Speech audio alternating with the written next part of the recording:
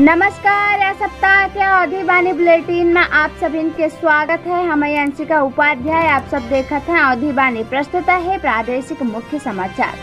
नवरात्रि के पर्व बहुत हर्षोल्लास धूमधाम के साथ में मनावा जाता है। माता रानी के दर्शन के खातिर जम के उमड़त है मंदिरन में भीड़।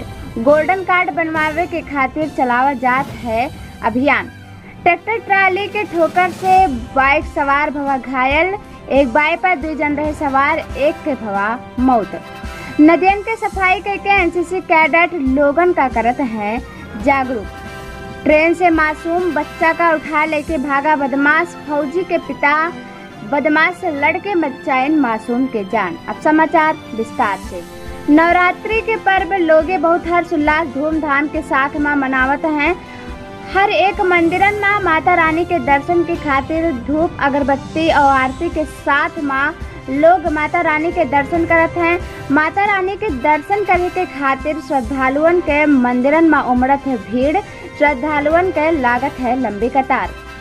गोल्डन कार्ड बनवावे के खातिर चलावा जात है जागरूकता अभियान। गोल्डन कार्ड से एक सदस्य के 5 लाख के फ्री इलाज हो सकत है। यही के नाते परिवार के एक सदस्य के फ्री 5 लाख के इलाज हो सकत है। यही के नाते सरकार गोल्डन कार्ड बनवावे कती जागरूकता अभियान चलवावत है और सरकार कहत है कि इस योजना के लाभ हर व्यक्ति का मिले।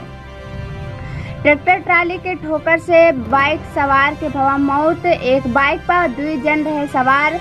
ट्रैक्टर पीछे से मारिश ठोकर एक के भवा मौत और एक गंभीर रूप से घायल व्यक्ति का जिला अस्पताल पहुंचावा गया। एनसीसी कैडेट राप्ती नदी के साफ सफाई करके लोगन का साफ सफाई के प्रति किन जागरूक।